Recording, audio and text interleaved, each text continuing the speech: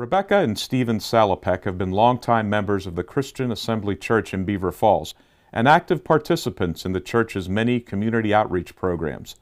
Through the years, they've helped plan events such as the Adopt-A-Block program, Vacation Bible School, and an Easter breakfast.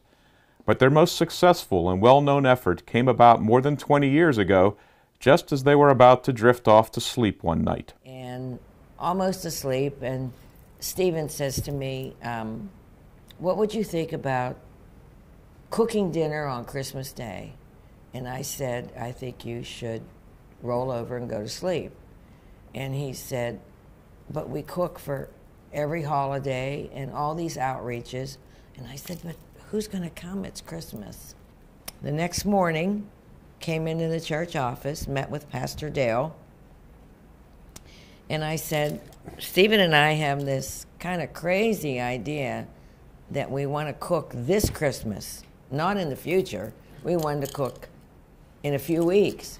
When Steve had the idea that was placed on his heart to do the dinner for the city, for those who were alone, homeless, or hungry, it was a no-brainer.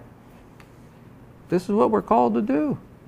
That first year in 1994, church members canvassed the Beaver Falls neighborhood, posting flyers inviting anyone who might be homeless, hungry, or alone to come to the church for dinner. Meanwhile, the Salopeks were busy at home, planning for a dinner that they weren't sure many would attend.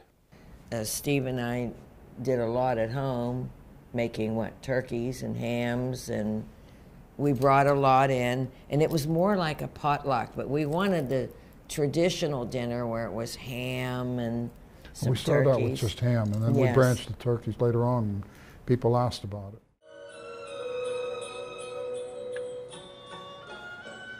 The first Christmas dinner brought more than 50 people to the social hall in the Christian Assembly church basement. Within a few years, the event drew more than 300 people, and the Salopeks knew they would need a bigger venue.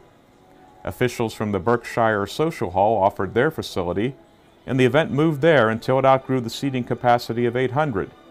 That's when Beaver Falls School District officials stepped in and offered the use of the high school cafeteria, where nearly 1,300 gathered for this year's dinner. Thursday morning when we go in to set up, and we'll have people in the kitchen prepping all this stuff probably for a day and a half. And it all goes into the refrigerator, and we are so blessed at the high school that they have a really commercial kitchen, freezers, the whole bit, and we are permitted to use all of their facilities. They've been just so gracious in that, and we have people actually from the school who are willing to work with us as well. A volunteer comes in, and everything's prepped beforehand, and all we have to do Christmas morning is get in there. We're about 5 o'clock and start cooking.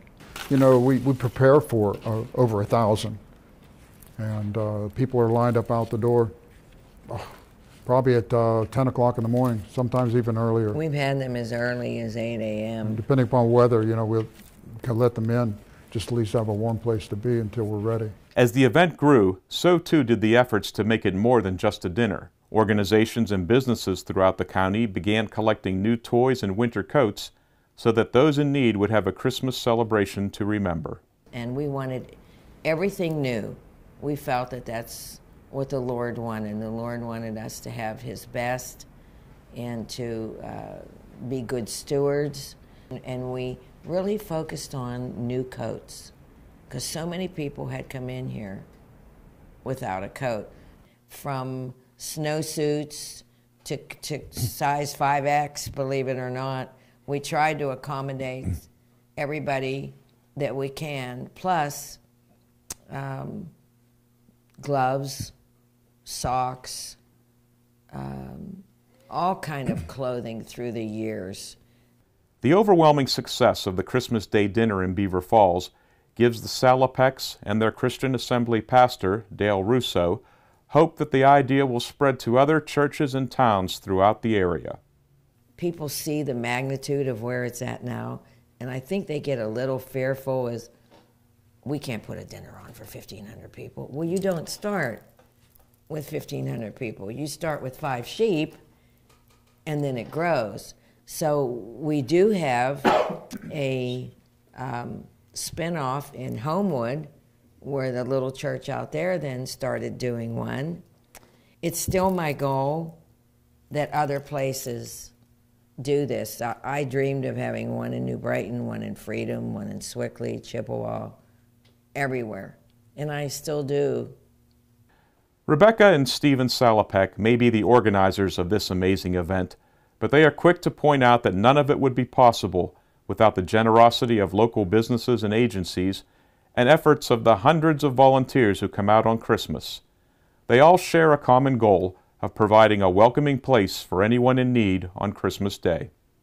These people willingly, they start calling into the church here in September, wanting to be on our volunteer list. They want to serve people. They want to hand out toys to kids, and they bring their children along. We have had a great time. We've seen a lot of struggles because, again, something brand new. How do you do this? But it's exciting because, as Steve said, who's going to give up their Christmas Day? Well, we found out a lot of people, and a lot of people needed it. It's come a long way, and it's all due to a very faithful God. And my husband's good idea.